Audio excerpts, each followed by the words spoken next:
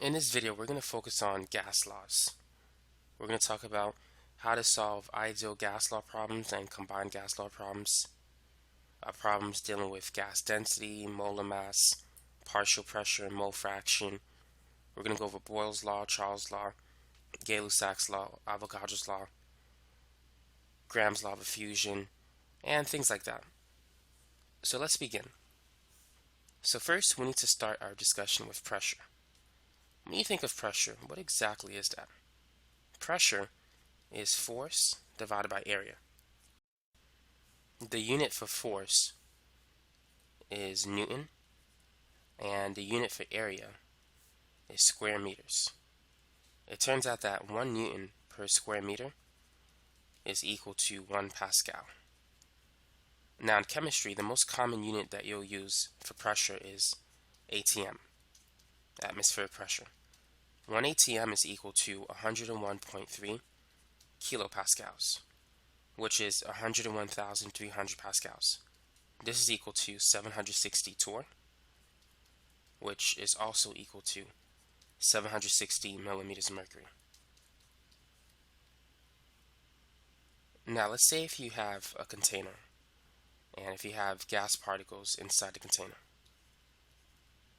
Whenever a gas molecule collides with the container, it exerts a force. Anytime a collision occurs between two objects, forces are exerted.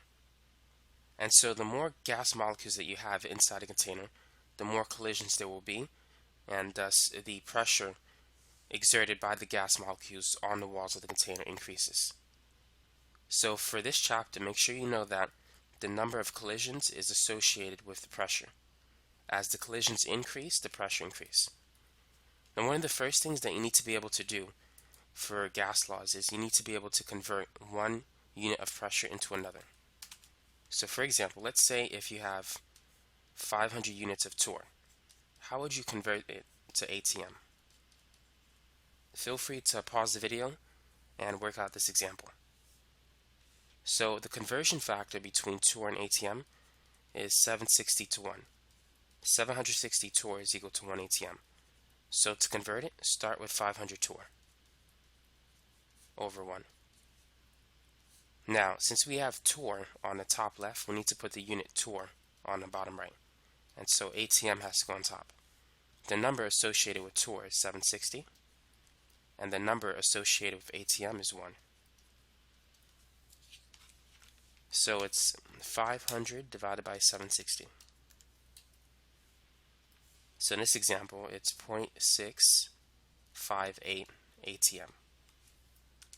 Let's try another example. Convert 600 millimeters of mercury into ATM. So the conversion factor is 760 millimeters mercury equals 1 ATM. So if we start with 600 over 1, we know that we need to put the unit millimeters of mercury on the bottom and ATM on top. So it's 760 millimeters of mercury per 1 unit of ATM. And so again, just like in the last example, we have to divide by 760 if we want to get it to ATM. 600 divided by 760, that's 0.7895 ATM. And for the sake of practice, let's try one more example. Go ahead and convert 150 kilopascals into ATM.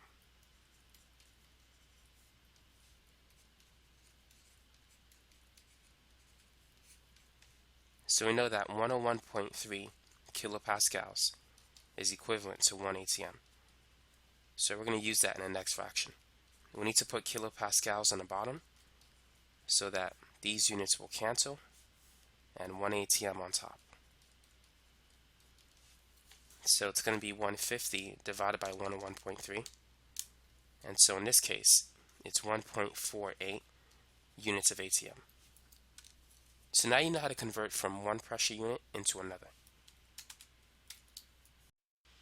The first equation that you need to know for this chapter is the ideal gas law equation, which is PV is equal to nRT. P stands for pressure, V is for volume, N is moles, R is the gas constant, T is temperature. Now, the pressure for this equation typically has the units ATM. It really depends on the R value that you choose. If R is 0.08206, if you use this value of R, and this value of R has units liters times ATM divided by moles times Kelvin.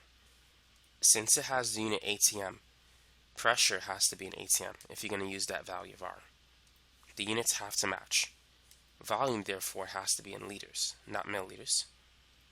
N is just going to be in moles. And the temperature has to be Kelvin, not Celsius.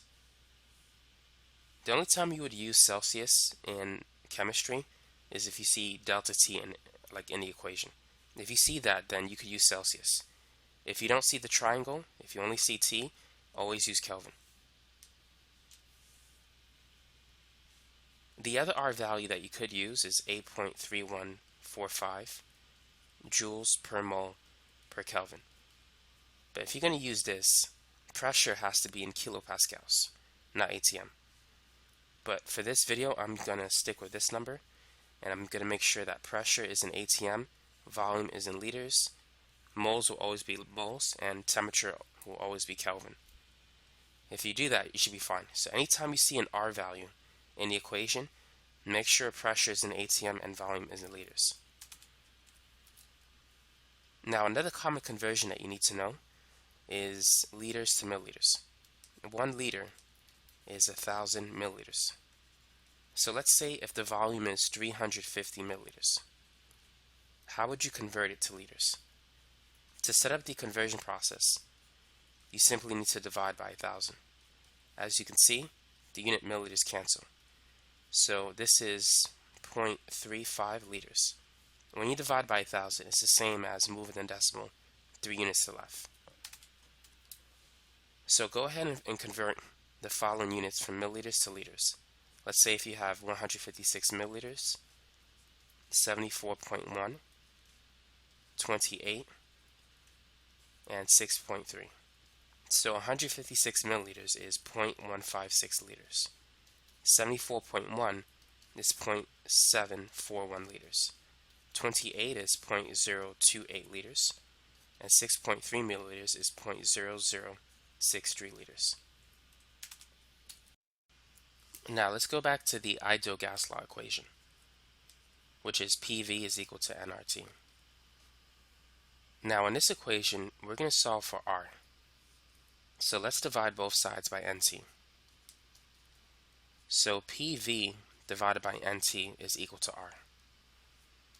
So therefore I could say that P1, V1, N1, T1 is equal to R. And also P2, V2, and 2 over T2 is equal to the same R gas constant. Therefore, these two are equal to each other. And thus we can come up with the combined gas law equation, which is P1 V1 over N1 T1, and that's equal to P2 V2 over N2 T2. Now from this equation we can get equations like Boyle's law, Charles' law, Gay-Lussac's law, and Avogadro's law. So let's start with Boyle's law. Boyle's law shows the relationship between pressure and volume. So for his law, moles and temperature are held constant. So if you eliminate moles and T, then you get the equation P1 V1 is equal to P2 times V2. So this is the equation for Boyle's law. As the volume of a container increases, the pressure decreases. So pressure and volume, they're inversely related. So if you were to plot pressure on the y-axis and volume on the x-axis, you'll see a graph not like this, but one that looks more like this. As the volume goes up, the pressure goes down. But now let's understand why that happens. Now let's say if we have an expandable container with a certain number of gas particles. What's going to happen if we increase the volume of the container? How do you think that's going to affect the pressure? Will the pressure increase or decrease? Now you know that as you increase the volume, the pressure is going to decrease, according to Boyle's law. But the question is why? So here's a question for you. Which container has more collisions between the gas molecules and the walls of the container? Is it A or is it B? Now, in container A, the gas molecules they're closer together, so to speak. So therefore, they're colliding with the walls more frequently. There's more collisions. In container B, the gas molecules have more space, and so they are colliding less frequently with the walls of the container. So because you have less collisions, therefore the pressure is going to be less. It's going to be reduced. So that is why as you increase the volume, the pressure decreases. Because as the gas molecules have more space, there's less collisions, and when you have less collisions, there's less force exerted on the walls of the container. And since pressure is force over area, the pressure is reduced. So anytime you decrease the number of collisions, the pressure will go down. So if you want to know why the pressure decreases, this is the main reason: the number of collisions. If that decreases, the pressure will decrease. Now, the next law that we're going to talk about is Gay-Lussac's law. So his law shows the relationship between pressure and temperature. So to get the equation, let's start with the combined gas law.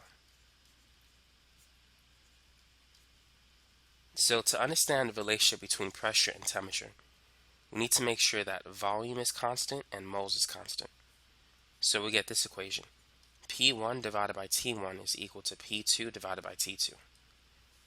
So this is the equation for Gay-Lussac's law. As the temperature increases, what do you think is going to happen to the pressure inside of the container? Do you think it's going to increase or decrease? So now let's say if you pour water inside a pot and you close the pot. If you put the pot on the stove, what's going to happen to the water? What's going to happen to the pressure inside the pot? You know from experience the pressure will increase. So if you draw a graph and if you plot pressure versus time, not time but temperature, you're going to have a linear relationship. This is a direct relationship. As the temperature increases, the pressure will increase at the same rate. So if you double the temperature, that is the Kelvin temperature, not the Celsius temperature. If you double the temperature, the pressure will double. If you triple the temperature, pressure will triple. Going back to Boyle's law, if you double the volume, the pressure will be reduced by half. It's going to be 1/2 of its original value. If you triple the volume, the pressure will be 1/3. But now let's go back to Gay-Lussac's law. Now let's understand why the pressure increases when the temperature goes up. Now let's say if we have a container at 300 Kelvin and there's some gas particles inside. And let's say if we have the same container, so same volume, and the same number of gas particles, but this time the Kelvin temperature is 400. The pressure is going to increase. It's going to be greater in container B than container A. The question is why? As you increase the temperature, the kinetic energy of the gas molecules increases, the average kinetic energy. And because the gas molecules have more kinetic energy, they're moving faster. They have a greater velocity.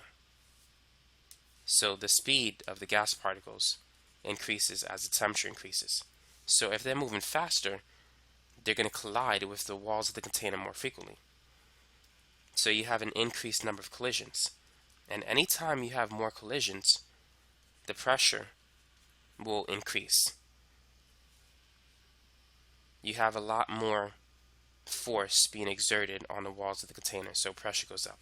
So that's why as you increase the temperature, the speed increases because the molecules have more kinetic energy, so they have more collisions and the pressure goes up. And so that's the relationship between temperature and pressure. The average kinetic energy of a sample of gas is equal to 3 over 2 RT, where R in this equation is not 0.08206, rather R is 8.3145 joules per mole per Kelvin, because kinetic energy in this equation has the units joules per mole. But what you want to understand is this: as the temperature increases, the average kinetic energy increases. So this is for all of the gas molecules, like billions of gas molecules inside a sample.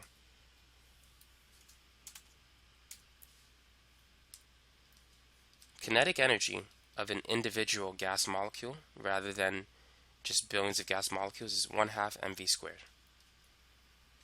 So whenever the temperature goes up, the mass of the gas molecules won't go up. It's going to be the same. So therefore, the speed of the gas molecules increases. They're going to move faster and faster at a higher temperature. Now, let's say if the temperature is constant. By the way, V could be speed or velocity. So sometimes I'll write V as volume, but sometimes it could relate to speed or velocity. So just be careful. Now, let's say at constant temperature, heavy gas molecules, will they move faster or slower? And what about light gas molecules? As the mass of a molecule increases, the speed decreases. Heavy objects tend to move slower, and lighter objects tend to move faster. So given the same kinetic energy, if you decrease the mass, the speed or the velocity will increase. And it makes sense. It's easy to move fast if you don't have much mass, but for heavy objects, they typically tend to move slower. Now let's move back to Charles' law.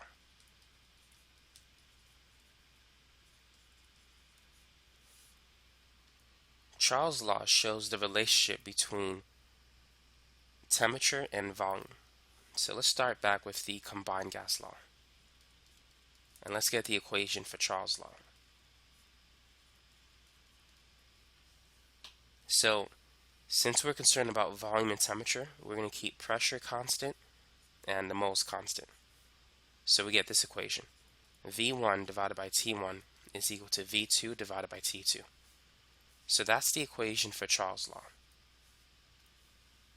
So as the temperature increases, what's going to happen to the volume of the gas if it's in an expandable container? Will the volume decrease or increase? As you increase the temperature, the volume is going to increase if it's not a rigid container.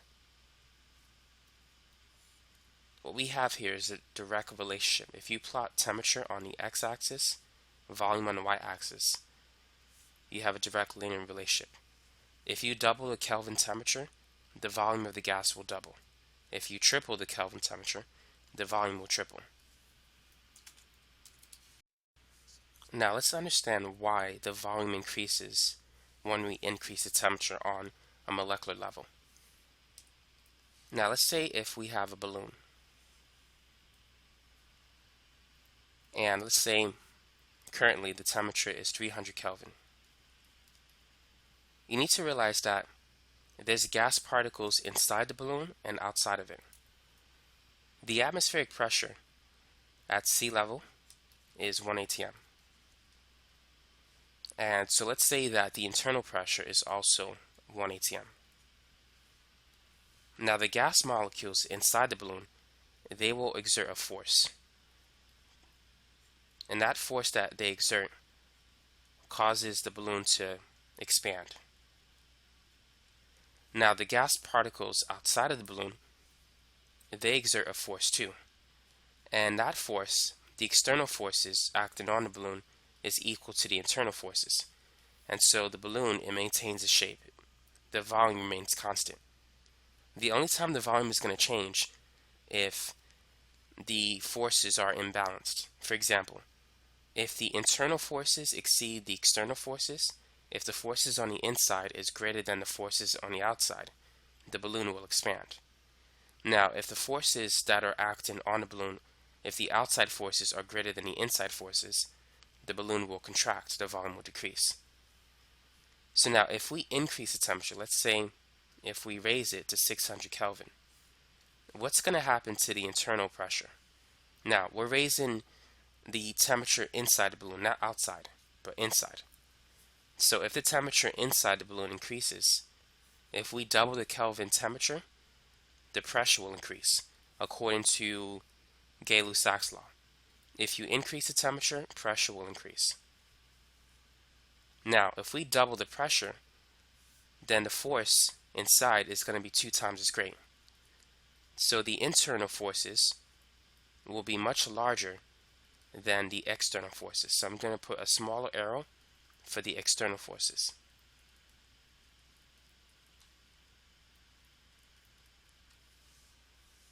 So in this case, the internal forces exceed the external forces. When that happens, gas expansion will occur. So the balloon, it's going to be bigger. So going this way, the balloon will expand.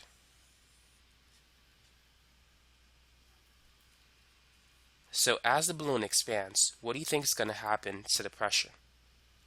According to Boyle's law, whenever you increase the volume, pressure decreases.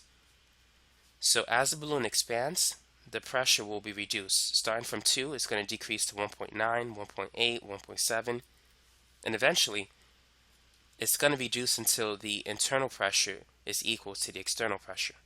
And that means that's going to mean that the internal forces will be equal to the external forces. So it's going to expand until the pressure on the outside is equal to the pressure on the inside. At that point, all of the forces are balanced. When the forces on the inside equals the magnitude of the forces on the outside, the volume will remain constant.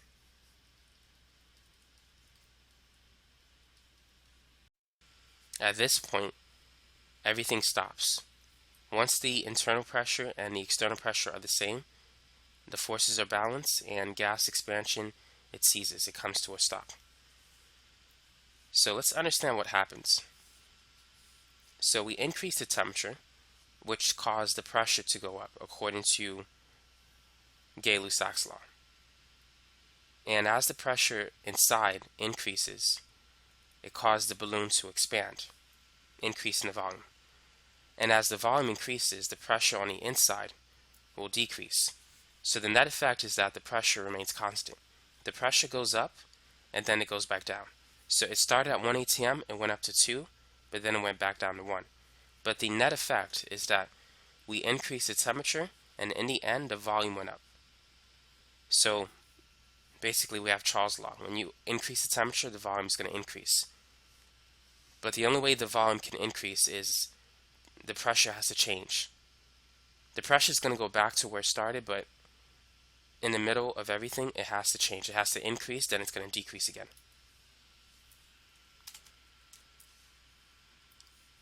So the temperature doesn't cause the volume to increase directly.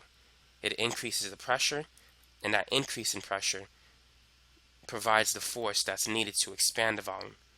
And then as the volume expands, the pressure inside decreases until it matches the outside pressure, and then that's it. So the volume remains, the balloon is going to stay in the expanded state. Now, here's another question for you. Let's say if this is the ground. At sea level, we know that atmospheric pressure is 1 atm.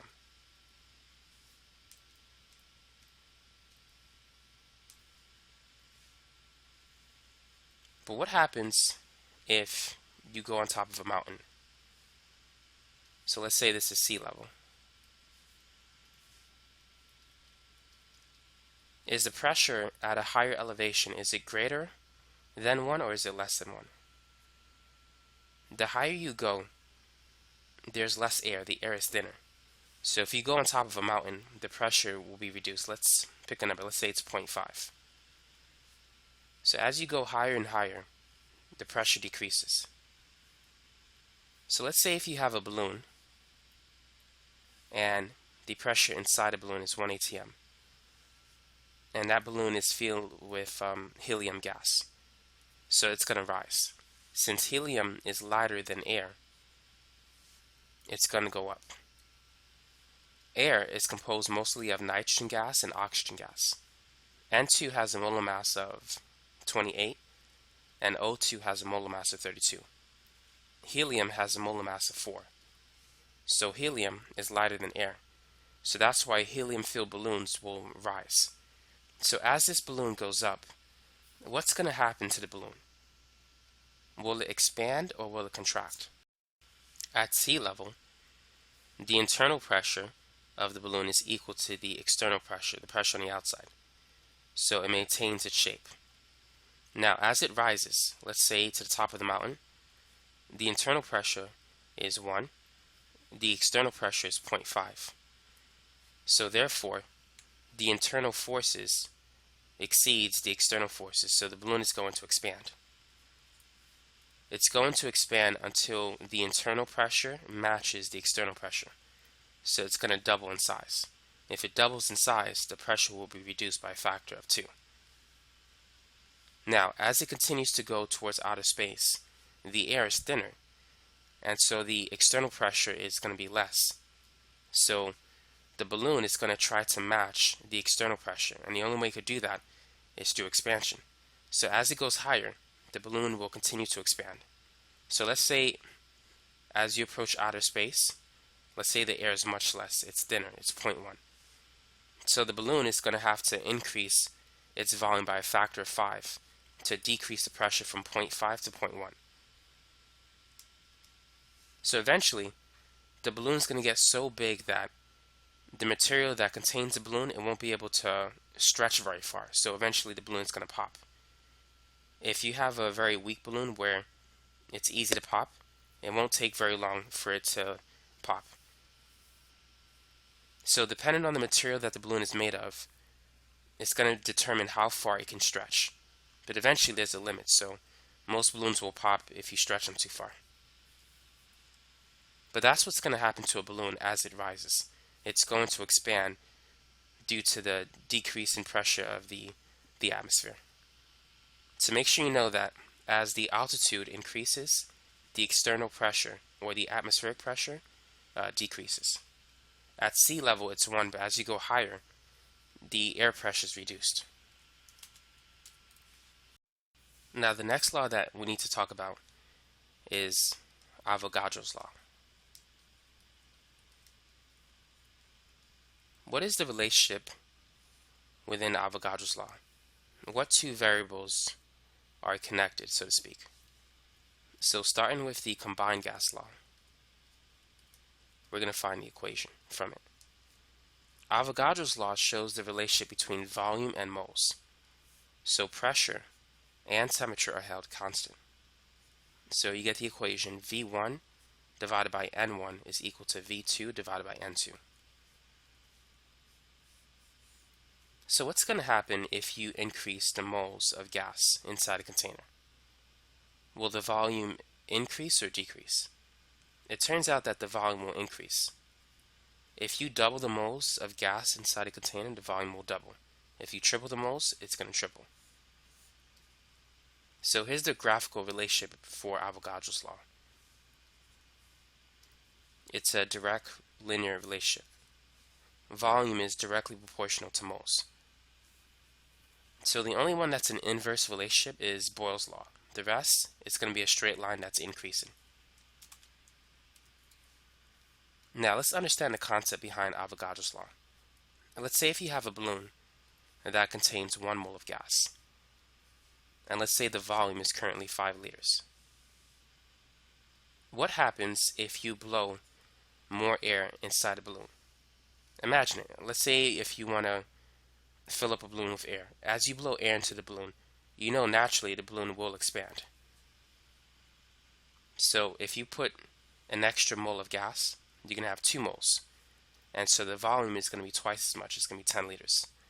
So as you blow more air into the balloon, it's going to expand. So as you increase the moles of gas, the volume increases. And so that's why we could say that as N goes up, V goes up. And so that's the main idea behind Avogadro's law. Now let's work on some problems. So let's say if we have a 315 milliliter sample of oxygen gas, and it has a pressure of 800 torr. What's the new pressure if the volume increased to 700 milliliters? What equation would you use? Now let's think about it conceptually. According to Boyle's law, if the volume increases, the pressure will decrease. Notice that the volume increases by a factor of 2. It goes from 350 to 700 milliliters. Now, according to Boyle's law, if we double the volume, the pressure should decrease by a factor of 2. So we need to divide 800 by 2. So the answer should be 400. This should be torr, by the way. I know I put milliliters, but it should be torr. So the new pressure should be 400 torr. So if you double the volume, the pressure should be reduced by a factor of 2. But let's use the equation to get the same answer. So the equation for Boyle's law is P1V1 is equal to P2V2. By the way, notice that we have no R constant in this equation. Therefore, the pressure doesn't have to be in ATM. For the combined gas law or for Boyle's law, the pressure could be in torr, millimeters of mercury, kilopascals. It simply has to match. If P1 is in torr, P2 is going to be in torr. But if there was an R value somewhere in the equation, then the pressure would have to be in ATM if we used 0.08206. So let's say that P1 is 800. The volume that corresponds to that pressure is 350 milliliters. P2, we're looking for, V2 is 700 milliliters. So let's divide both sides by 700.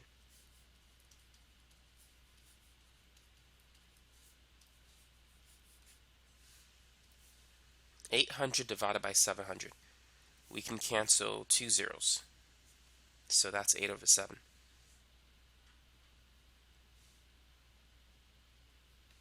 So now, how can we simplify the answer? So we have 8 times 350.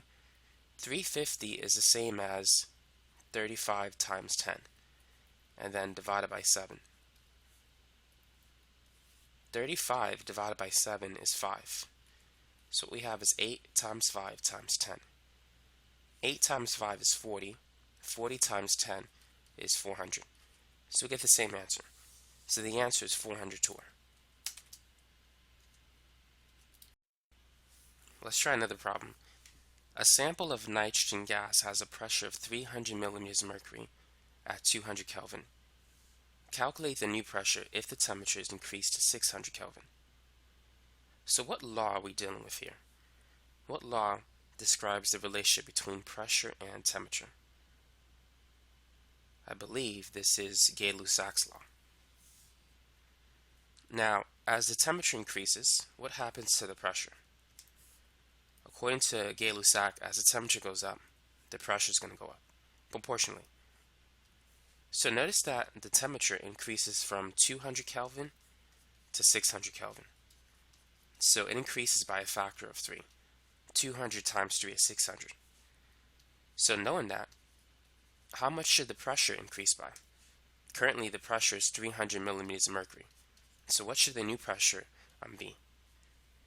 If the temperature goes up by a factor of 3, the pressure should go up by a factor of 3. So 300 times 3 is 900. So this is the final answer to the problem. It's 900 millimeters of mercury. But now let's use the equation to get the same answer. So the equation is P1 over T1 is equal to P2 over T2. So the first pressure is 300 millimeters of mercury.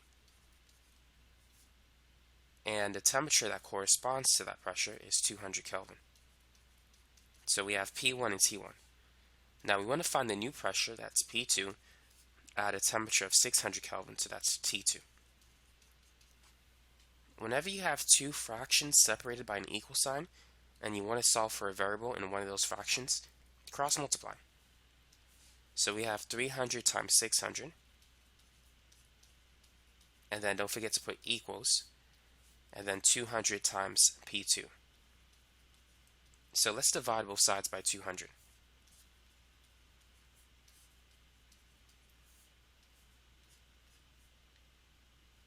(600) divided by 200.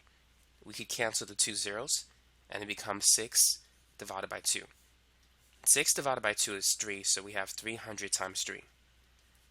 3 times 3 is 9, so we just got to add the two zeros. Therefore, 300 times 3 is 900. So we get the same answer. So the final answer, the new pressure, is 900 millimeters of mercury.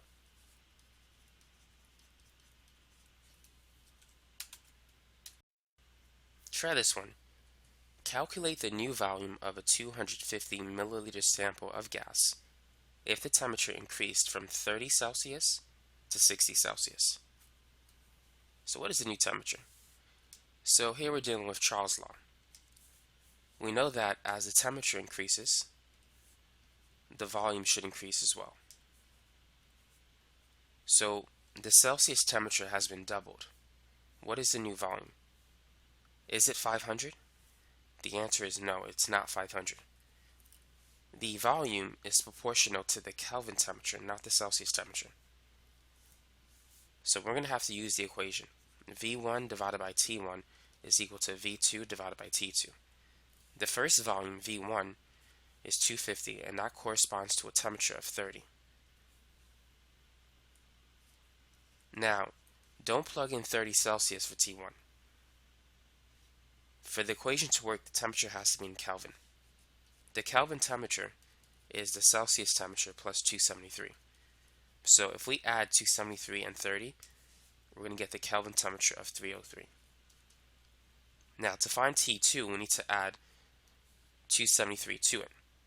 So 273 plus 60, that's 333. So notice the Kelvin temperature, it didn't double. Going from 303 to 333, it didn't increase by a factor of 2. So that's why the volume is not going to be 500. Now let's solve for the new volume. So just like before, we're going to cross multiply. So 250 times 333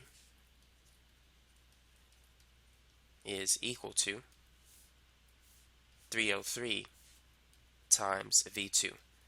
So let's divide both sides by 303 to isolate V2. So here's what you need to type in the calculator to get your answer. It's 250 times 333 divided by 303.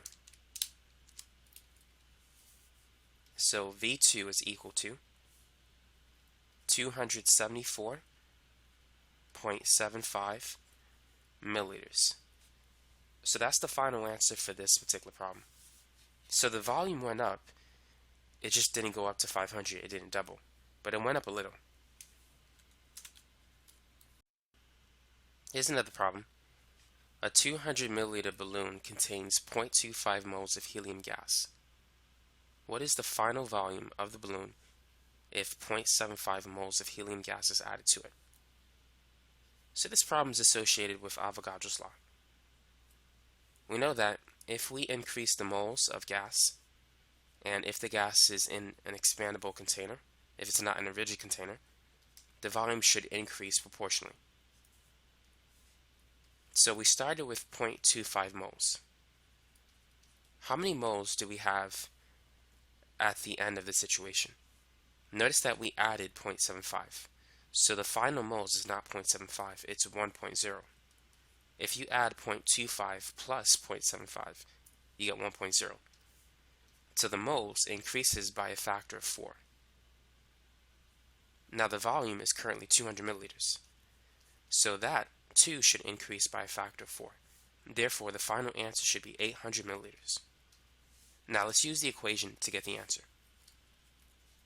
So for Avogadro's law, V1 over N1 is equal to V2 over N2. So the first volume is 200 milliliters, and the moles that correspond to that volume is 0.25.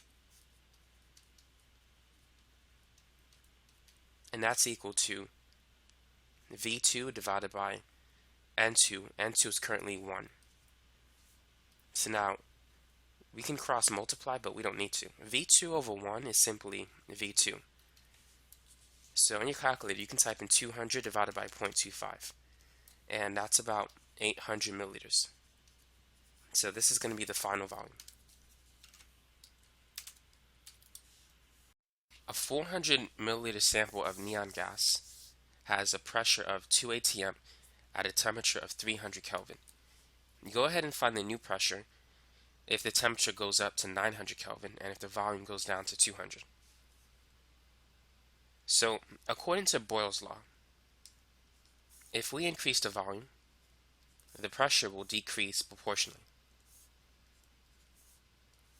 So the volume, it starts at 400 and it decreases to 200. That means the pressure should increase by a factor of 2. So the pressure is currently 2 atm. If it increases by a factor of 2, it's now going to be 4 atm. But that's not the final answer. That's just simply the effects of volume on pressure. Now the temperature goes up as well. As the temperature increases, the pressure will also increase according to Gay-Lussac's law. So the temperature goes up from 300 Kelvin to 900 Kelvin. So it increases by a factor of 3. So therefore, the pressure should also go up by a factor of 3. So it's going to go from 4 to 12. So overall, the pressure should increase by a factor of 6. 2 times 6 is 12.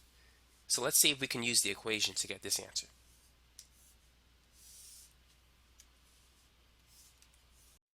The equation that we need for this example is the combined gas law.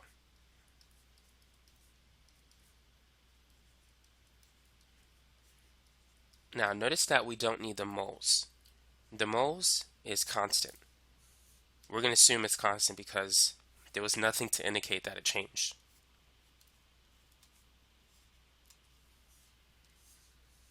So let's plug in what we have. P1 is 2 atmospheres, V1 is 400, and T1 is 300.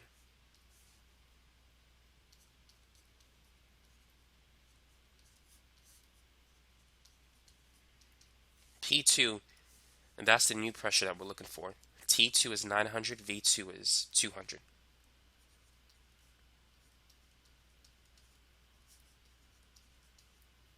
So what we need to do is we need to cross multiply. So 2 times 400 times 900, we're going to have that on one side of the equation, and then equals 300 times 200 times P2.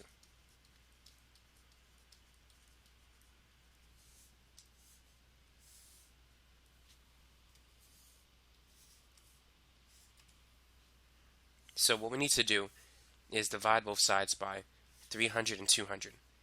So it's going to be 2 times 400 times 900 divided by 300 times 200.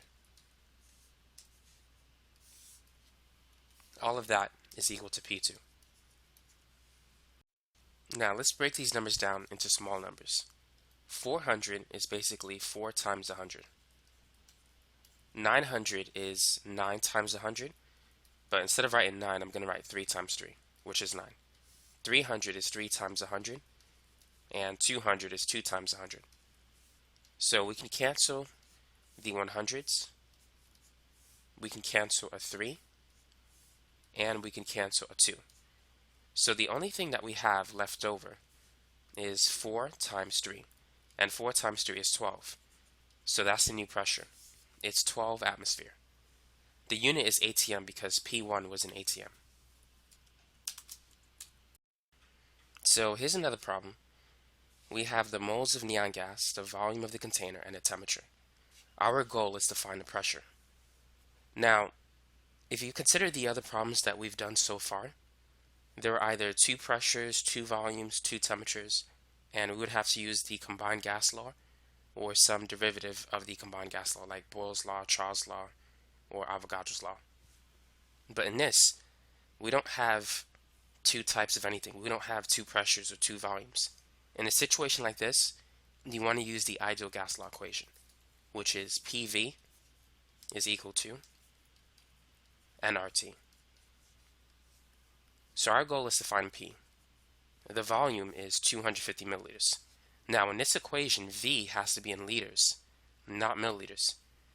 So to convert 250 milliliters into liters divided by 1,000, or you can move the decimal point 3 units to the left, so it's 0.25 liters.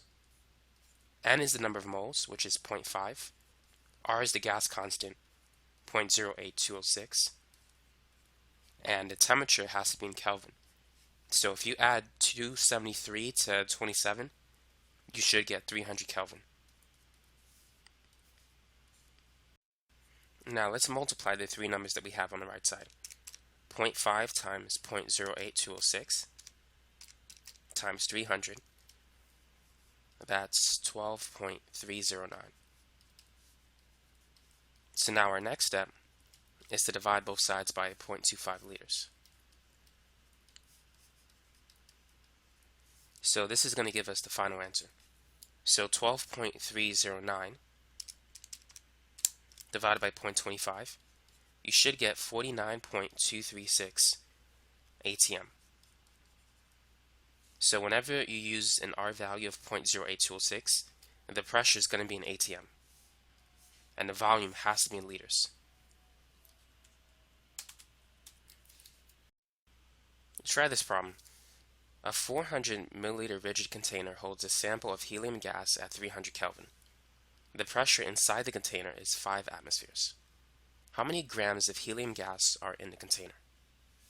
So let's make a list of what we have. So we have the volume. 400 milliliters is the same as 0.4 liters if you divide it by 1,000. Now we also have the temperature. It's 300 Kelvin. And we have the pressure, which is 5 atmospheres. We don't know the moles. However, if we could find the moles, we can convert it to grams using the molar mass. The molar mass for helium, if you look at it in the periodic table, it's 4 grams per mole. So let's calculate N using the ideal gas law equation. So P is 5, V is 0.4, R is 0.08206, and T is 300 Kelvin. So 5 times 0.4, that's 2, and 0.08206 times 300, that's 24.618 times N. So to solve for N, let's divide both sides by that number.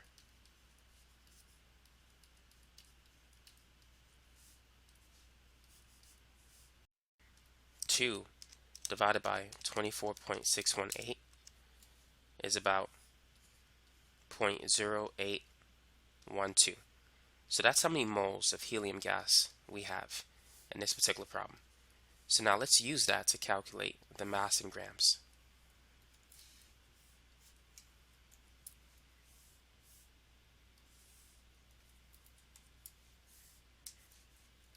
So let's start with the moles. To convert it to grams, we need the unit moles in the bottom. Now the molar mass is 4 grams per mole. What that means is that 1 mole of helium equates to 4 grams of helium.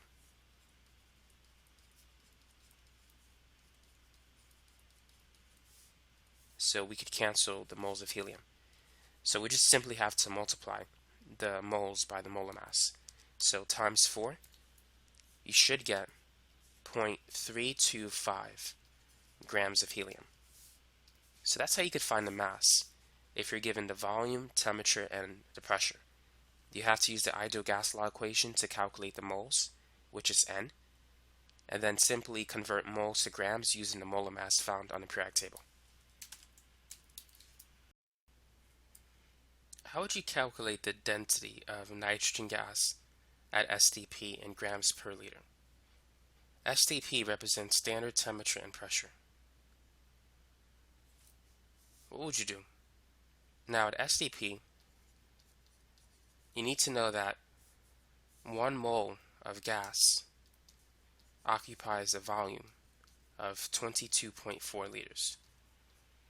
So knowing this, you can find the density. Now the next thing we need is the molar mass of N2.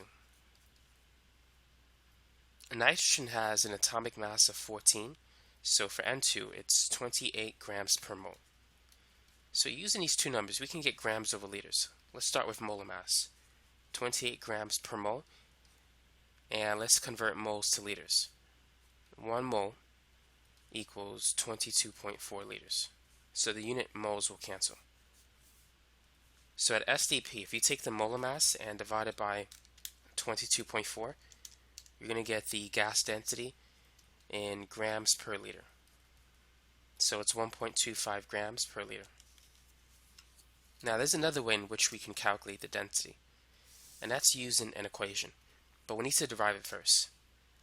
So starting with the ideal gas law, we have this equation. PV is equal to nRT. N is equal to the mass divided by the molar mass, which I'm going to use capital M to represent molar mass. So PV is equal to M divided by M RT. So if we multiply both sides by the molar mass, we're going to get this form of the equation. PV times molar mass is equal to the mass times RT. Now save this form, because sometimes this form of the ideal gas law equation might be useful. Now our next step is to divide both sides by V. Once we do that, we're going to get this equation. Pressure times molar mass is equal to the mass times RT divided by V.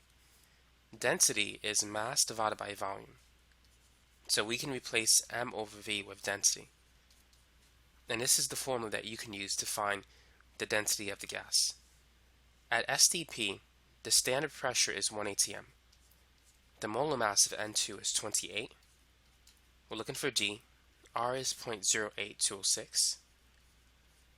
And at STP, the standard temperature is 273. So to solve for the density, it's going to be 28 divided by 273 times 0.08206. 273 times 0.08206, that's 22.4. So it turns out it's just 28 divided by 22.4. And we get the same answer as we did in the last example. So it's 1.25 grams per liter.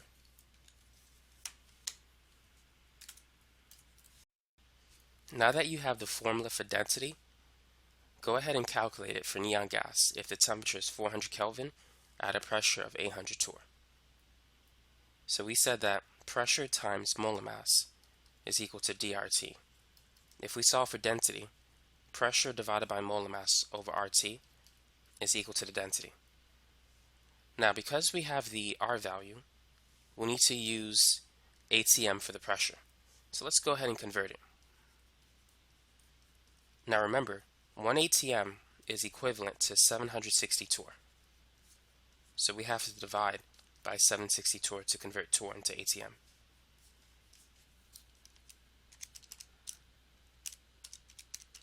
.800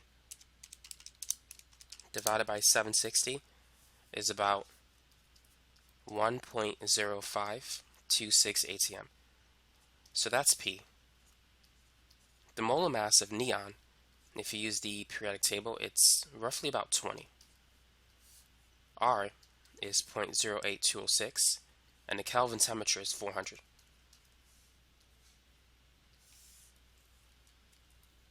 One 1.0526 times 20,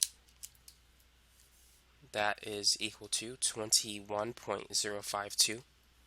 And if you multiply the two numbers on the bottom, you should get 32.824.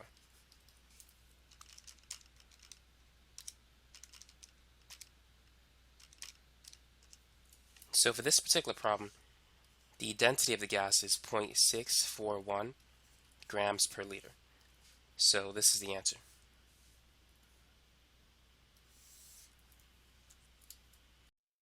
Now let's talk about the relationship between density, pressure, molar mass, and temperature. So the equation is D is equal to Pm divided by RT. So if you increase the temperature of a gas, what's going to happen to the density according to this equation? Since temperature is in the bottom of the equation, it's in the denominator, whenever you increase the value of the denominator, the value of the entire fraction decreases. So the density should decrease. Now pressure is in the numerator. If you increase the pressure, the density will increase. And if you increase the molar mass, the density should increase as well, since it's on top.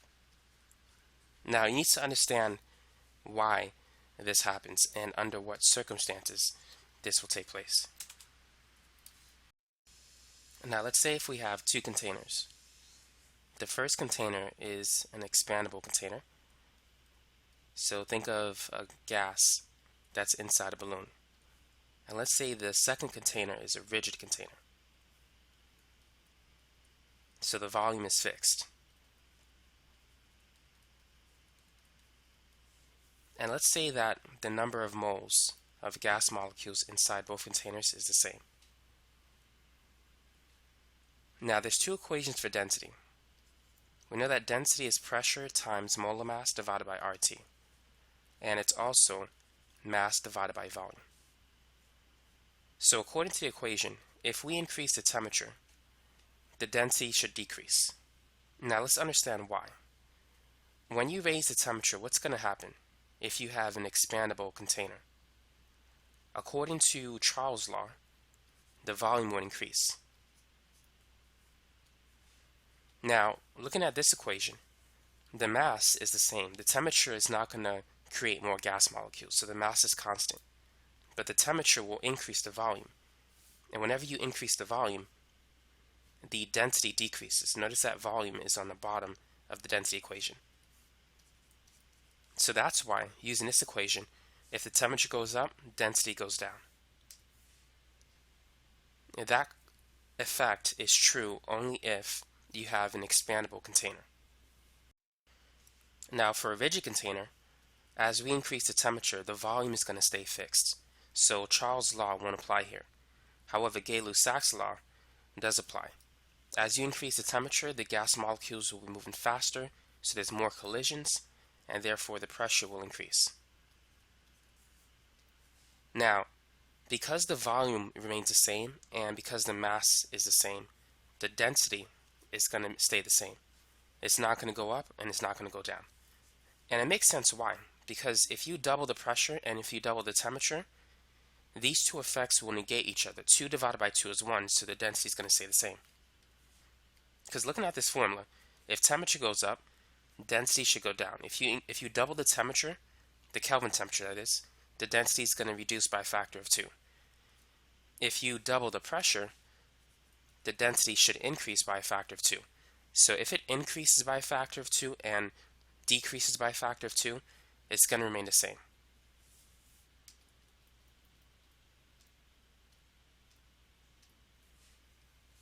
So pressure and temperature has no effect on the density of a gas if the container is rigid.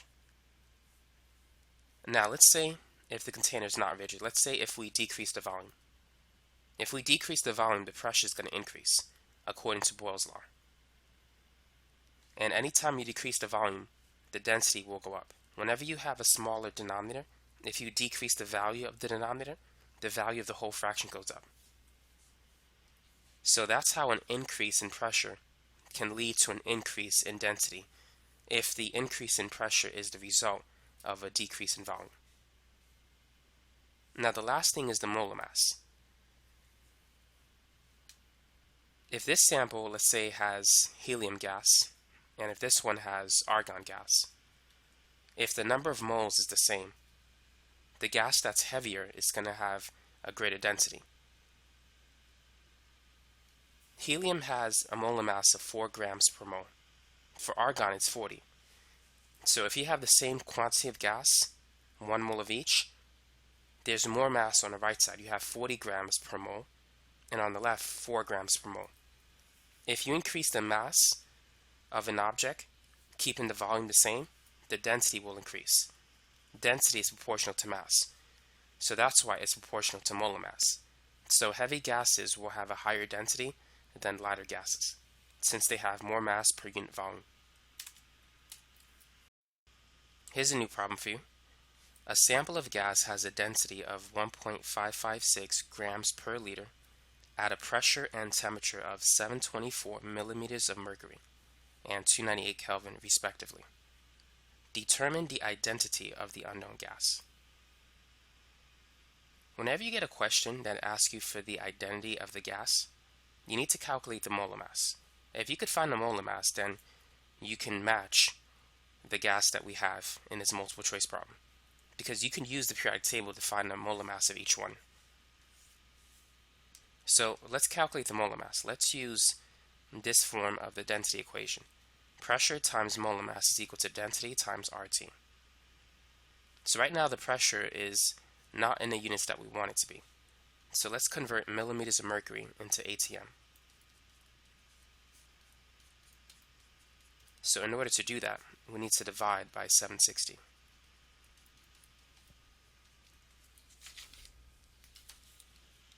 $724 divided by 760 is 0.9526.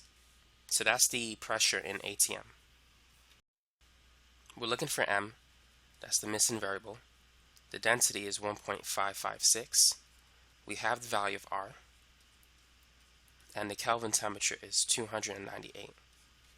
So let's multiply the three numbers on the right side. 1.556 times 0.08206 times 298. That's going to be 38.05. So to solve for M, we need to divide both sides by the pressure.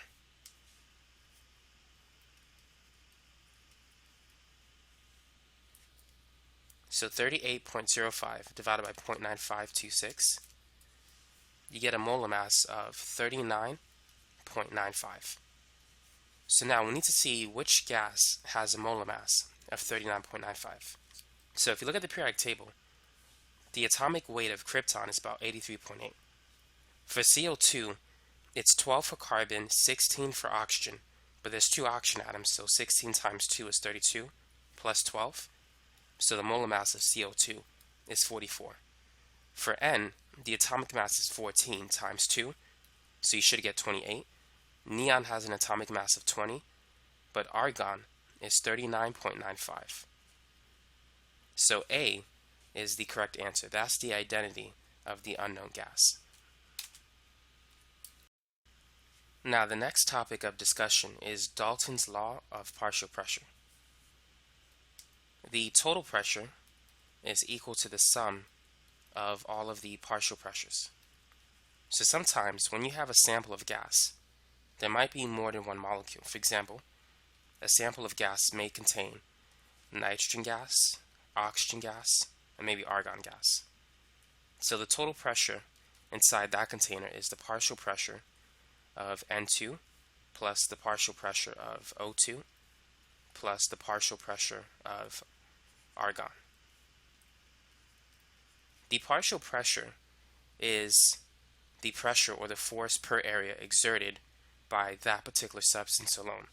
So the partial pressure of N2 is the pressure exerted only by the N2 molecules in that container, whereas the total pressure is the sum of all of the individual partial pressures. You can calculate the partial pressure of a gas by taking the mole fraction of that gas and multiplying it by the total pressure.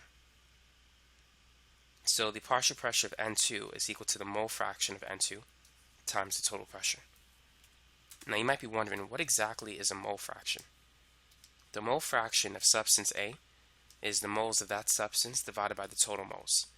So in the last example, the mole fraction of N2 is equal to the moles of N2 divided by all of the moles in the sample. So that's the moles of N2 plus the moles of O2 plus the moles of argon.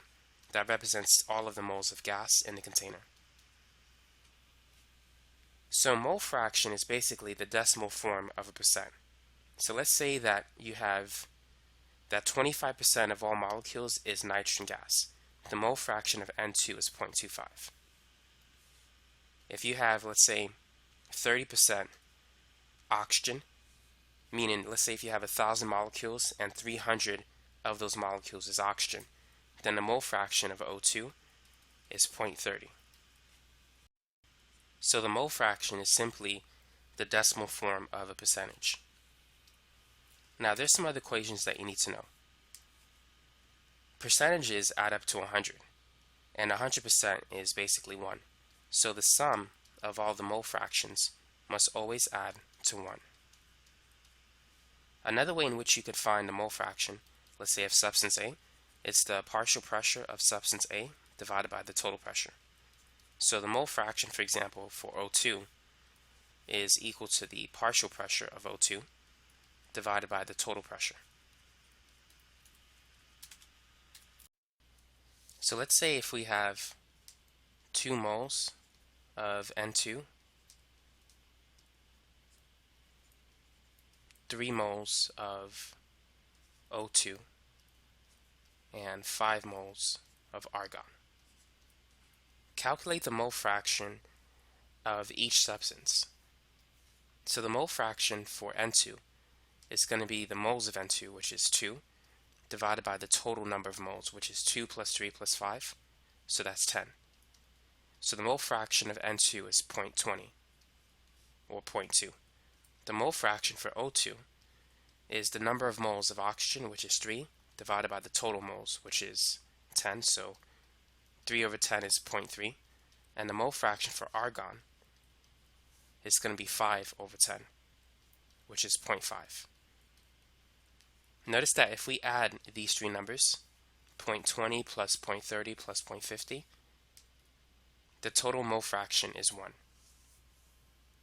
So with these numbers, how can we find the partial pressure of N2, O2, and AR if the total pressure is 1,000? The partial pressure for N2 is the mole fraction of N2 times the total pressure. So it's going to be 0.20 times 1,000. So the partial pressure for N2, that's about 200 torr. Now the partial pressure of O2 is going to be the mole fraction of O2, which is 0.30 or 30%, and the total pressure is 1,000. 30% of 1,000 is 300. So that's the pressure exerted only by the O2 molecules. And the partial pressure for argon, that's going to be the mole fraction, which is 0.5 or 50% times 1,000. 50% of 1,000 is 500.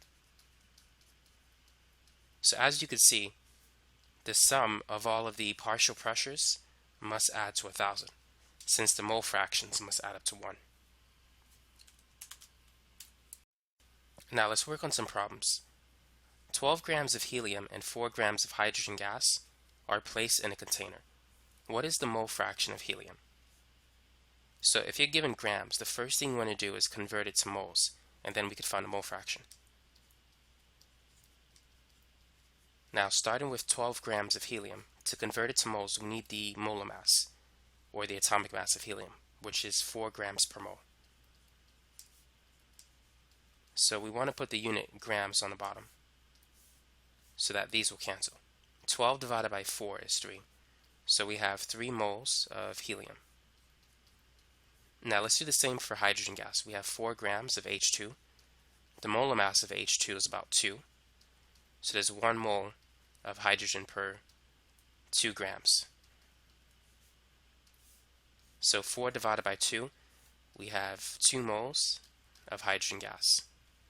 So now we could find a mole fraction of helium. and that's going to be the moles of helium, which is 3, divided by the total moles, which is 3 plus 2. So the mole fraction is 3 over 5, which is 0.6. So if we have 1,000 particles of gas, 60% would be helium. So 600 of those 1,000 particles would be helium atoms. The other 40% is hydrogen, so that would be 400 molecules of H2. If you calculate the mole fraction for H2, it's going to be the 2 moles of H2 divided by 5, and that's going to be 0.4. You can also do 1 minus 0.6, and that's going to give you 0.4 as well. Since these are the only 2 gases, these 2 numbers must add up to 1. Go ahead and try this problem. So we have the total pressure of a sample that contains 3 gases, nitrogen, oxygen, and argon gas. The total pressure is 840. We have the partial pressures of N2 and O2. How can we find the partial pressure of argon and also the mole fraction of argon? So feel free to pause the video and work out this example. So the total pressure is equal to the sum of all the partial pressures. That's N2, O2, and AR. The total pressure is 840. The partial pressure of N2 is 600. And for O2, it's 160. So 600 plus 160, that's 760. And if you subtract 760 from both sides, you should get 80. That's 840 minus 760. And this is the partial pressure of argon. So it's 80 torr. Now to find the mole fraction of argon, you can take the partial pressure of argon and divide it by the total pressure. So that's 80 divided by 840, which you can cancel with 0. That's 8 over 84, which is 4 over 42. And you can reduce that to 2 over 21. 2 over 21 is very close to about 0.1. But the exact value is 0.0952. So that's the mole fraction of argon, and as you mentioned, the partial pressure is 80. Here's another one that you can try. So we need to find the partial pressure of N2. We're given the total pressure and the mole fraction of N2. So this one is not going to be that bad. The partial pressure of N2 is equal to the mole fraction of N2 times the total pressure. So all you got to do in this problem is multiply 0.72 by 900, and you should get the answer. So 72% of 900 is basically 648. And the units, it's going to be the same. The partial pressure of N2 and the total pressure should have the same units, which is millimeters of mercury.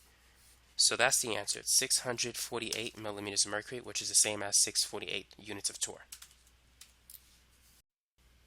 Now, how can we solve this particular problem? So we have 3 gases, nitrogen, oxygen, and neon. And we have the mole fraction of N2 and O2. And our goal is to find the partial pressure of neon. We know that the partial pressure of neon is the mole fraction of neon times the total pressure. And we have this total pressure. It's 500 torr. The only thing we're missing is the mole fraction of neon. Now remember, the total mole fraction must add up to 1. So the mole fraction of N2 plus the mole fraction of O2 plus the mole fraction of neon must equal 1. The mole fraction of N2 is 0.55, and for O2 it's 0.30. So 1 minus 0.55 minus 0.30 is 0.15. So that's the mole fraction of neon. So using that, we can now find the partial pressure exerted by the neon molecules. So it's 15% of 500. Now, what is 15% of 1,000? 15% of 1,000 is 150. So 15% of 500 must be half of 150, since 500 is half of 1,000. So this is going to be 75.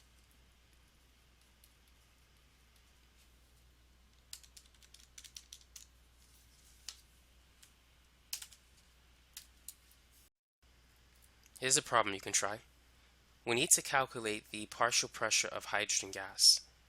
We have the mass of aluminum, and we have the volume and the temperature of the container that contains the hydrogen gas. So first we need to write a reaction.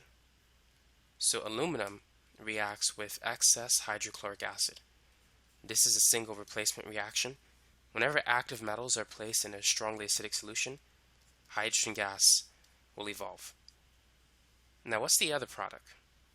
As aluminum displaces hydrogen out of the solution, it's going to pair up with chloride. As an ion, aluminum has a +3 charge. Chloride has a -1 charge. So using the crisscross method, the formula of aluminum chloride is Al1Cl3, but we're just going to write it as AlCl3. Now we need to balance the single replacement reaction. This is a gas stoichiometry problem, and we got to make sure that we balance it correctly. So how can we balance it? Notice that we have 3 chlorine atoms on the right side. That would indicate that we need to put a 3 in front of HCl. But 2 doesn't go into 3, so what we should do is put a 6 instead. 6 divided by 2 is 3. So if we put a 3 in front of H2, the number of hydrogen atoms are balanced. Now we need to put a 2 in front of AlCl3 so that we can have 6 chlorine atoms on both sides. So on the left, we need a 2 in front of Al as well. So now we have a balanced reaction. Our goal is to find the partial pressure of hydrogen gas. Now we can use the ideal gas law equation. We're looking for P. We have the volume, we know the temperature. What we're missing is the moles of hydrogen gas. So that's what we need to find. So we could take the 54 grams of aluminum and convert it to the grams of hydrogen. If hydrochloric acid is the excess reagent, then hydrogen gas must be the limiting reagent. So let's start with 54 grams of Al. The molar mass of aluminum is 26.98, but let's round it to 27.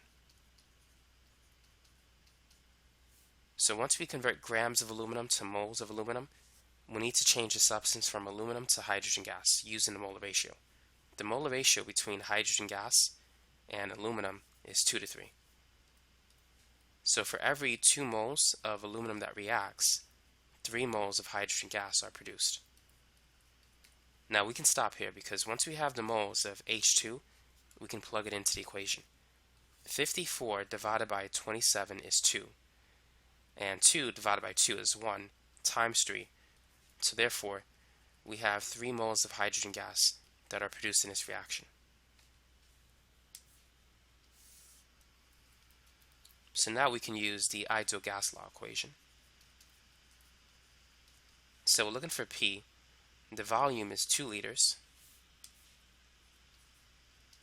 N is 3. R is 0.08206. And the Kelvin temperature is 300.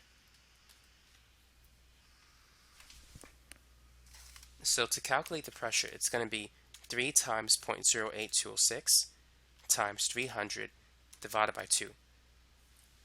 And you should get 36.9 atm.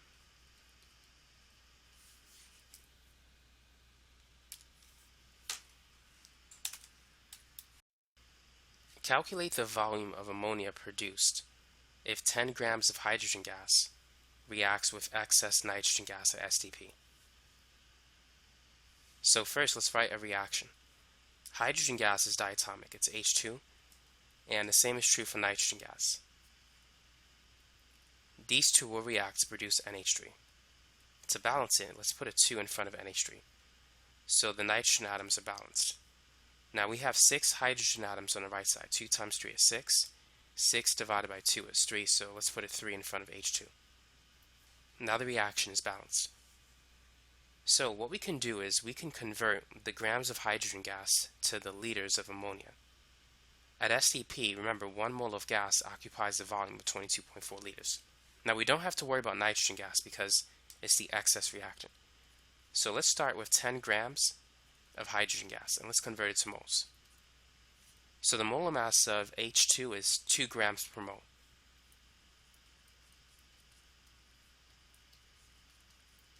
anytime you need to go from grams to moles or moles to grams, use the molar mass.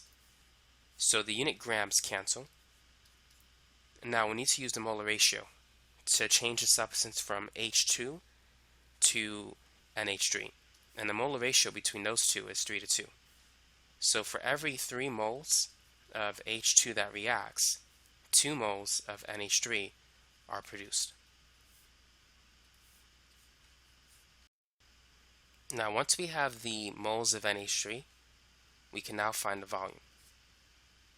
At SDP, 1 mole of gas occupies a volume of 22.4 liters.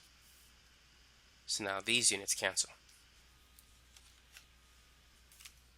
10 divided by 2 is 5, times 2 divided by 3, and then times 22.4.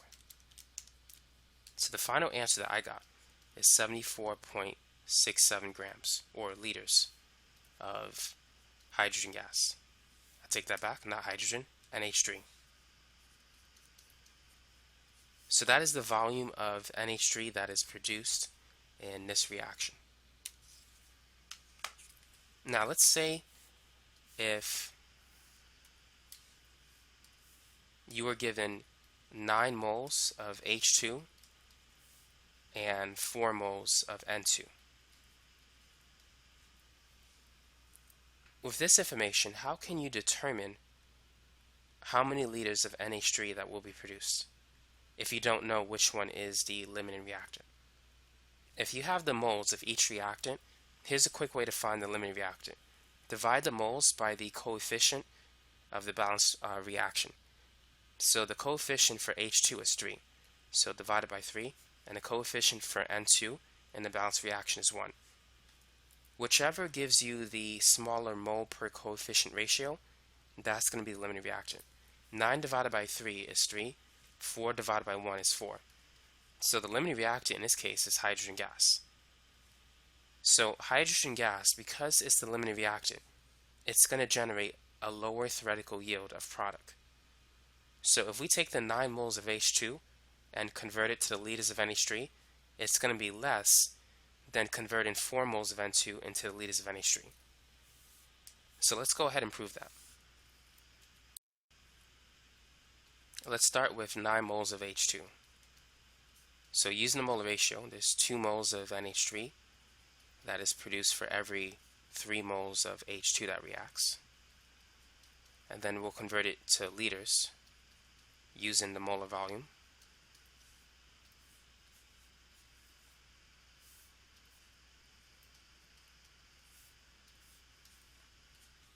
So it's going to be 9 divided by 3, which is 3, times 2, which is 6, times 22.4. So you should get 134.4 liters. So if all of the 9 moles of hydrogen gas reacts in this example, 134.4 liters of NH3 will be produced. Now let's see how many liters can be produced if all of the 4 moles of N2 reacts. The molar ratio between N2 and NH3 is 1 to 2. So for every 1 mole of N2 that reacts, 2 moles of NH3 will be produced. The last step is going to be the same as we convert moles of NH3 to liters.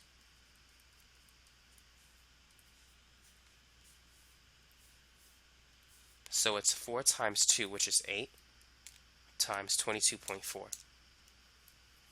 So we're going to get a much larger number, 179.2 liters. So therefore, this is the excess reactant. The excess reactant would yield or will produce a larger theoretical yield.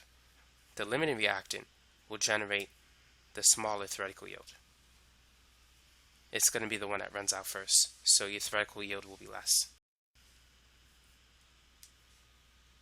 Now let's say if nitrogen gas reacts with fluorine gas to produce nitrogen trifluoride. And let's say that we start with 5 liters of nitrogen gas and it's mixed with 14 liters of fluorine. How many liters of NF3 will be produced. Now, every substance in this reaction is a gas. Now, the first thing we need to do is we need to convert, or rather, we need to balance the reaction. So let's put a 2 in front of NF3. So we have 6 fluorine atoms on the right side, so we need to put a 3 in front of F2 and a 1 in front of N2. So what would you do to find the number of liters of NF3 that can be produced? Now for gases, moles is proportional to liters. So if you can do a mole to mole ratio, you can do a liter to liter ratio. Now we don't know which one is the limiting reactant. However, we could take the value of each reactant and use it to find out how many liters of product will be produced.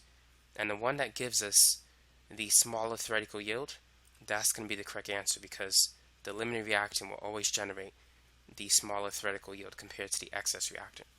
So let's start with 5 liters of N2, and let's convert it to the liters of NF3. Now, for every 1 mole of N2 that reacts, 2 moles of NF3 will be produced. So that's the molar ratio. Now the liter ratio will be the same for gases. So every 1 liter that reacts for N2, 2 liters of NF3 will be produced. Moles and volume are proportional for gases. So liters of N2 will cancel, and it's simply 5 times 2, which is 10 liters of NF3. Now let's do the same for the other one. Let's start with 14 liters of fluorine gas. Now the molar ratio between fluorine gas and NF3 is 3 to 2. So for every 3 liters of F2 that reacts, 2 liters of NF3 are produced. So 14 times 2 is 28 divided by 3. That's going to be 9.33 liters.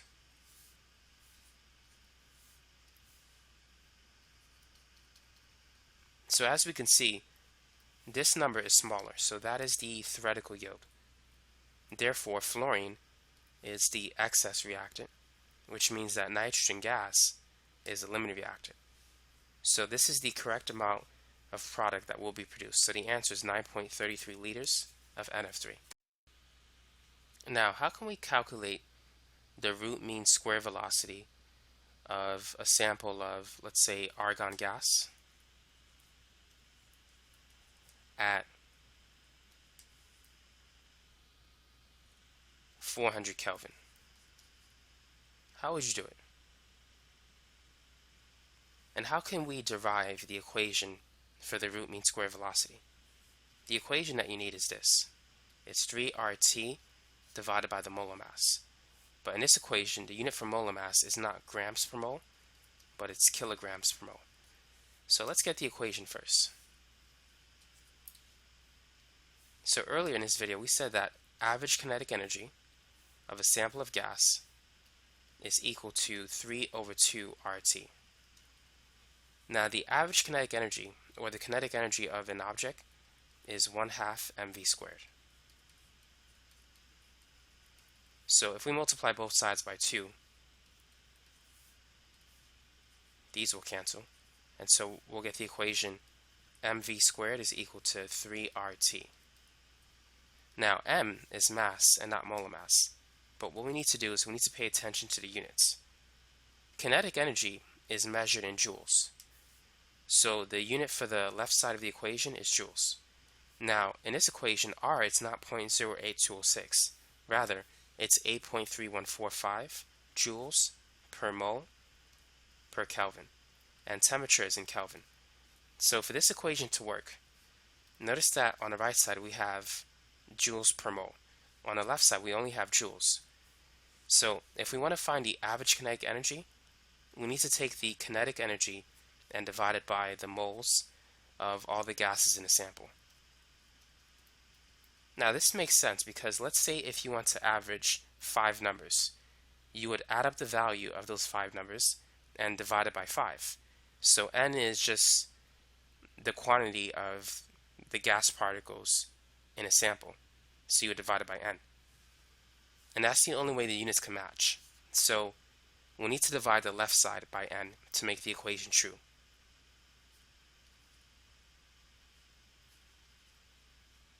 So now what is mass divided by moles? Mass divided by moles, which is grams divided by moles, that's molar mass. So I'm going to use capital M to represent molar mass.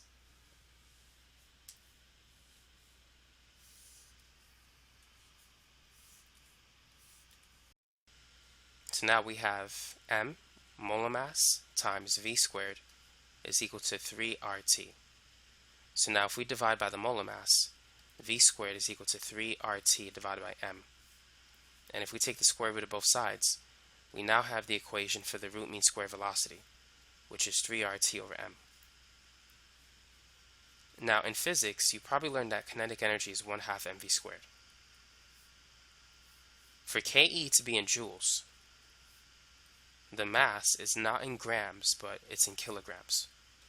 So therefore, molar mass is going to be kilograms per mole. So now let's calculate the root mean square velocity for a sample of argon.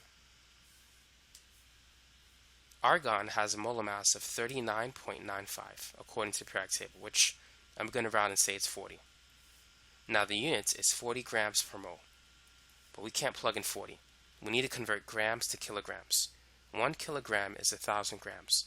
So whenever you want to convert grams to kilograms, divide the grams by 1,000. 40 grams is the same as 0.04 kilograms. So V is going to be the square root of 3RT, or 3 times 0.08206, times the Kelvin temperature of 400 divided by the molar mass of 0.04. So 3 times 0.08206 times 400 divided by 0.04 is 2461, square root of that. You should get 49 point, actually, I almost made a mistake. So I know that number was too small. R should be 8.3145, not 0.08206. The velocity of most of these gas particles is usually in the hundreds, like 300 meters per second, 400 meters per second. So when I got 49 meters per second, I knew something was wrong. Okay, so let's try it one more time. So 3 times 8.3145 times 400 divided by 0.04. And if you take the square root of that, you should have a speed of 499.4 meters per second. And that sounds about right. These gas particles are moving pretty fast.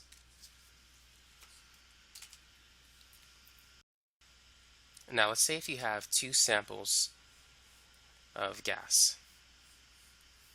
On the left, you have helium gas, and on the right, argon gas. Now you have 1 mole of each gas, and they're contained in the same container. Let's say both containers have a volume of 2 liters, and the temperature for each sample is 300 Kelvin. So here's a question for you. Which sample of gas has a greater average kinetic energy? Is it the one on the left or the one on the right? The answer is that they have the same average kinetic energy. Remember, average kinetic energy is completely dependent on temperature. As you can see, as the temperature goes up, the average kinetic energy will go up. So therefore, since both samples have the same temperature, they have the same average kinetic energy. Now let's say if this one was at 400 Kelvin, then argon would have a higher average kinetic energy. But the temperatures are the same, so Ke is the same. Now, which one has a greater speed? Helium or argon? Which gas moves faster? Now, helium has a molar mass of 4 grams per mole. Argon has a molar mass of 40 grams per mole. the gas particle that is lighter is the one that's going to move faster, so that's helium. Argon is heavier, so it's going to move slower. Now, it makes sense why this is true. If you think about the equation for the root mean square velocity, it's dependent on two things. It's dependent on the temperature and also on the molar mass. As the temperature increases, the average kinetic energy goes up, so the speed of the particles will increase as well. But notice that it's inversely related to the square root of the molar mass. So as the molar mass of the gas increases, as the gas particles become heavier, the root mean velocity, or the speed, decreases. They're inversely related. So because helium is lighter, it's going to have a greater speed. And because argon is heavier, it's going to move slower. So it's going to have a smaller speed, or a lower speed. Now, which sample has a higher pressure? Will the helium sample exert a greater pressure on the walls of the container, or will it be argon? Which one would you pick? Now remember, we have the ideal gas law equation. PV is equal to nRT. The temperature is the same. The moles is the same. The volume of the container is the same. And R, which is a constant, is going to be the same. So if all four variables in this equation is the same, then the pressure has to be the same as well. So the pressure doesn't depend on the molar mass of the gas. Even though argon is heavier, it's going to move slower. So it turns out that the force per unit area that argon exerts is equal to the force per unit area that helium exerts. They have the same pressure. So even though argon is heavier, it moves slower, but helium is lighter and it moves faster. It turns out that these two things, mass and velocity, one is low, the other is high, so the pressure is going to be the same. They sort of cancel out, so to speak. So just remember for the test that the pressure exerted by a gas doesn't depend on the molar mass of the gas. It depends on the volume of the container, the moles of gas particles in the container, and also the temperature.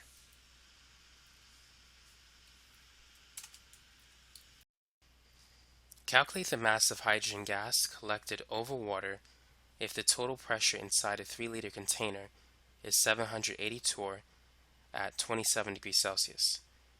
And we're given the vapor pressure of water. We're going to assume that it's 25 torr at this temperature. So how can we find the mass of hydrogen gas? So we can find the moles using PV equal nRT and then convert it to grams. That's one way we can do it.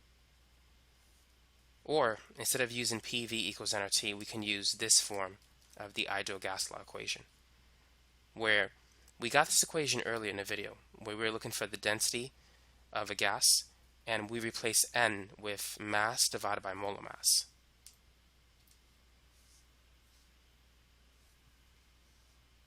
Now, using this equation, we can get the mass of hydrogen gas directly. We won't have to convert moles to grams. So it might be easier to do it that way. But before we can use it, we need to find the partial pressure of hydrogen gas. We're given the total pressure. And for these collected over water problems, you need to realize that water vapor is going to have an effect on the total pressure. So 780 is not the partial pressure of hydrogen. That's the total pressure, which takes into account the water vapor in the air plus the hydrogen gas in the container. So we got to find the partial pressure of hydrogen. So all we got to do is subtract 780 by 25. And you should get 755 torr. So that is the partial pressure of hydrogen gas. Now to use the equation, we need to convert it to units of ATM. To convert torr to ATM, divide by 760. So the partial pressure of hydrogen is 0.9934 units of ATM. Now let's go back to the other equation. Pressure times volume times molar mass is equal to the mass in grams times RT. So the pressure is 0.9934. The volume is 3 liters. The molar mass of H2 is about 2 grams per mole. We're looking for the mass. R is 0.08206. And the Kelvin temperature is 27 plus 273, so that's going to be 300 Kelvin.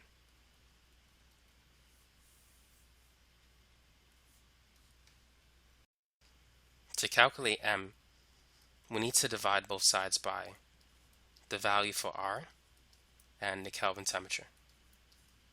So this is going to disappear. So it's 0.9934 times 3 times 2 divided by 0.08206, and then take that result divided by 300. So the mass is 0.242 grams of hydrogen gas. So that's how you can calculate the mass of gas collected over water. Just make sure you take into account the vapor pressure of water. Go ahead and try this one. We have the mass of the gas, the volume of the container, and the temperature. We have the total pressure inside the container, and we have one of those collected over water problems, and we got the vapor pressure. Our goal is to determine the identity of the unknown gas. Whenever you want to find the identity of the unknown gas, calculate the molar mass. So first, we need to find the partial pressure of the unknown gas. So using Dalton's law of partial pressure, the total pressure is the pressure of water vapor plus the pressure of the gas. So the total pressure is 749 torr. The vapor pressure of water is 23.76. So 749 minus 23.76, that's equal to 725.24 torr. So that is equal to the partial pressure of the unknown gas. Now we want to convert it to units of ATM, so let's divide it by 760. So it's 0.9543 units of ATM. And now that we have the partial pressure of the gas, we can calculate the molar mass using the same equation that we used in the last example. So pressure times volume times molar mass is equal to MRT. So we now have the pressure, 0.9543. By the way, you don't want to use the total pressure in this equation. Otherwise, it's just not going to work. But if you use the partial pressure of the gas, then M will represent the mass of the gas, just so you know. V is the volume, which is 2.75 liters. M is the molar mass of the gas, which is what we're looking for. The lowercase m is the mass of the gas, that's 4.722. R is 0.08206, and the Kelvin temperature is 298 Kelvin. So now let's solve for M. So if we multiply the three numbers on the right, it's 4.722 times 298 times 0.08206. You should get 115.47. Now if you multiply the numbers on the left, 0.9543 times 2.75, that's 2.624. So we need to divide both sides by that number.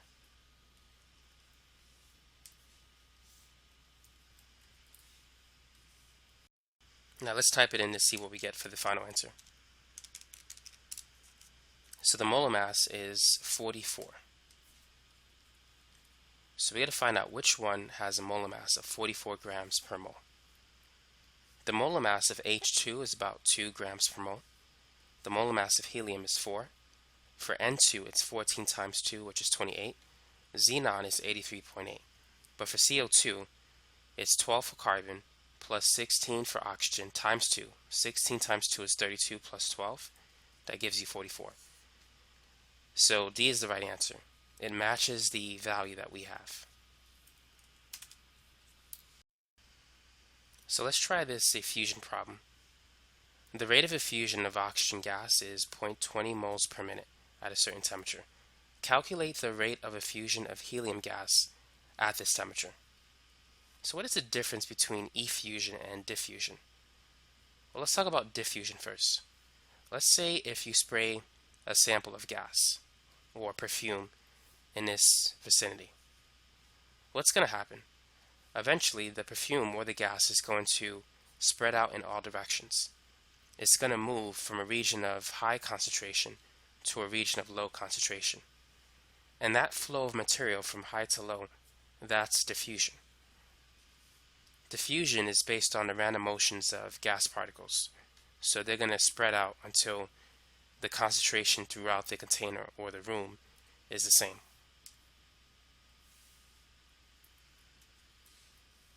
Now in diffusion, it's a little bit different.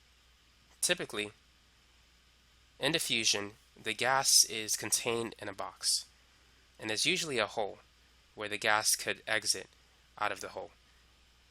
The process of the gas leaving the box through a hole, that's effusion. Now it's still moving from a region of high concentration to a region of low concentration, but it can only flow through a tiny opening. And that's the difference between effusion and diffusion. Now you need to know the equation that is related to Graham's law of effusion. R2 divided by R1 is equal to the square root of M1 divided by M2, where M is the molar mass. So this equation is telling you that the rate of effusion is inversely related to the square root of the molar mass. Now, as the molar mass increases, the rate of effusion decreases. Heavy gas molecules, they move slower, so they will effuse out of the container at a slower rate. Now, what happens if you increase the molar mass by a factor of 4? How much will the rate of effusion decrease by? If you increase the molar mass by a factor of 4, the rate of diffusion would decrease by 2, because it's inversely related to the square root of the molar mass. The square root of 4 is 2. So if you increase the molar mass by 9, the rate of effusion will decrease by 3. If you increase the molar mass by 16, the rate of effusion will decrease by a factor of 4. Now let's organize the data that we have for this problem. There's two gases of interest, helium and oxygen gas. The molar mass of helium is 4, and the molar mass of O2 is 32. So as we go from helium to O2, the molar mass increases by a factor of 8. Now, the effusion, or the rate of effusion for O2, is 0.20. And we want to find the rate of effusion for helium. Since helium is lighter, it's going to have a higher rate of effusion. So if we go backwards from O2 to helium, we're going to have to multiply it by the square root of 8. Because we know helium is going to have a higher rate of effusion since it's a lighter gas molecule. So the answer is going to be 0.20 times root 8. So the rate of effusion for helium should be 0.5657. Now, you can get the same answer using the equation. You just have to be careful with the way you use it. So the equation is R2 over R1 divided by the square root of M1 over M2. So we want to find the rate of effusion for helium. So let's replace subscript 2 with helium. Therefore, subscript 1 is going to represent O2. So the molar mass of O2 will be on top, and the molar mass of helium will be on the bottom. Now we know what the rate of effusion for O2 is equal to. That's 0.2. And the molar mass of O2 is 32, and for helium is 4. 32 divided by 4 is 8. So we have the square root of 8. So now,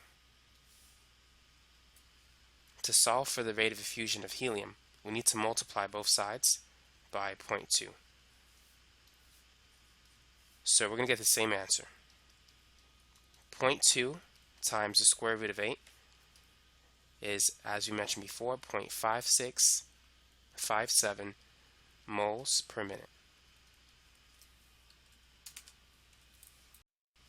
An unknown gas has a rate of effusion that is 2.646 times faster than nitrogen gas. determine the identity of this gas. So how can we find the answer to this problem? What would you do? So let's start with the equation. R2 over R1 is equal to the square root of M1 over M2. Now we have the unknown gas, which we'll call X, and nitrogen gas. If we want to find the identity of this gas, we need to look for the molar mass. So it's easier to replace subscript 1 with X. It's easier to solve for M1 since it's in the numerator of the fraction than it is to solve for M2, because you'll have to flip the fraction.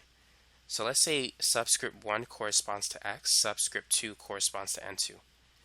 So we have R N2 divided by Rx, and that's going to be equal to the square root of mx divided by mn2. So be careful with the subscripts, because if you put the numbers in the wrong location, you will get the answer wrong. Now the rate of effusion for N2 is, well, we don't have an exact value. What we have is a ratio. The unknown gas is 2.646 times faster than N2. So if N2 has a rate of effusion of 1, the unknown gas will be 2.646. 2.646 is 2.646 times greater than 1. That's why we could do it that way. Now we know the molar mass for N2. It's 14 times 2, it's 28. So now we just got to solve for X.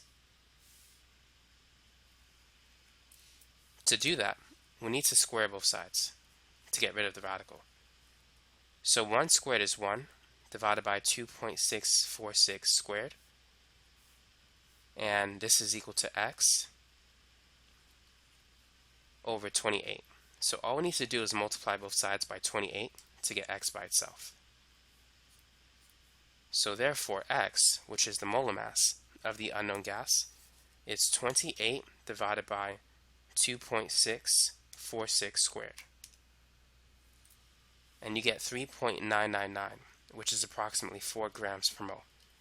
And helium has a molar mass of 4, so the unknown gas is helium.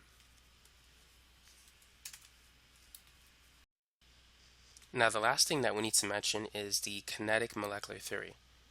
We're briefly going to go over this. So you need to know some statements behind the KMT theory for ideal gases. So it describes the behavior of gases if the gas is ideal. Most gases are not ideal, so real gases, they tend to deviate from ideal behavior. Now for an ideal gas, it's assumed that the volume of all molecules in the gas is negligible. So let's say if you have a sample, the gas particles are very, very small. They're very tiny. And so compared to the size of the container, the gas particles, they have mass and they take up space. So they have a volume, but their volume is insignificant compared to the volume of the container. So we could say it's negligible. In addition, the distance between gas particles is significantly greater than the size of the gas particle itself. So that's another assumption of the kinetic molecular theory of ideal gases that you need to be familiar with. Another one is that gases move in a continuous random motion. So gas particles, they're constantly colliding with each other, and they tend to move in straight lines until they collide with something else. But their motion is random, but it's continuous. And also, the collisions between gas particles are perfectly elastic. So if this particle collides with another particle, they're going to bounce off each other. They're not going to stick together. And they're going to bounce off in such a way that kinetic energy is conserved. In physics, if you have two objects that collide and bounce off, typically kinetic energy is conserved and momentum is conserved. But when two objects stick together, the momentum is conserved, but the kinetic energy is lost, or at least a small portion of the kinetic energy will be lost. But for gases, collisions are perfectly elastic, meaning that no kinetic energy is lost due to a collision of two gas particles. And that's for ideal gases. Another assumption is that attractive and repulsive forces between gas molecules are negligible. So let's say if you have a sample of helium and a sample of ammonia. Now let's say it's at the same temperature, same pressure, same number of moles, same volume. Which gas do you think will behave ideally? Helium or ammonia? Now I'm going to give you a hint. Helium is nonpolar, but ammonia is polar. So would it be the nonpolar gas or the polar gas? Now remember, attractive and repulsive forces between gas molecules are negligible. That's the behavior of an ideal gas. Now because ammonia is polar and it has hydrogen bonds, it's going to experience very powerful attractive forces between each other. Nitrogen has a partial negative charge. It's more electronegative than hydrogen.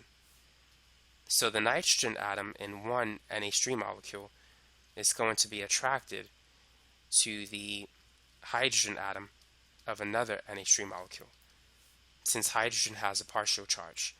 Opposites attract. And so there's a force of attraction that's going to pretty much bring these two molecules together. And if the temperature is low enough, these ammonia molecules will begin to stick to each other, causing the sample of gas to liquefy, which is not good. If it turns into a liquid, then it's no longer a gas, and it's definitely not going to behave as an ideal gas. Helium is a nonpolar particle, and because it's nonpolar, the attractive forces in helium is very weak because it only has London dispersion forces. Therefore, helium is going to behave more like an ideal gas than ammonia because the forces are weaker. Now sometimes you might see a question like this on a test. Which of the following conditions will allow a real gas to behave more like an ideal gas? High temperature, high pressure, high temperature, low pressure, low temperature, high pressure, or low temperature, low pressure? Which option will a real gas behave more like an ideal gas? Something that can help you to figure this out is the phase diagram. Perhaps you've learned this already, or if you didn't, this side is the solid, here's the liquid, and here's the gas.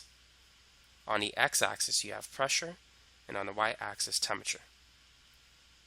So let's say if we're starting from this point. What's going to happen if we increase the temperature? If you have, let's say, ice is a solid. If you raise the temperature, the ice will eventually melt into a liquid. And if you continue to increase the temperature, the liquid will become a gas. Liquid water will vaporize into steam. So as you can see, increase in the temperature favors the formation of a gas. And as you continue to increase the temperature, the attractive forces that hold liquid molecules together will break apart and the liquid will become a gas. And as you continue to increase the temperature, those attractive forces will become negligible, causing the gas to behave more like an ideal gas. So a real gas will behave more like an ideal gas at high temperature. So let me put high T. Now let's focus on pressure. Let's start at this point. If we decrease pressure,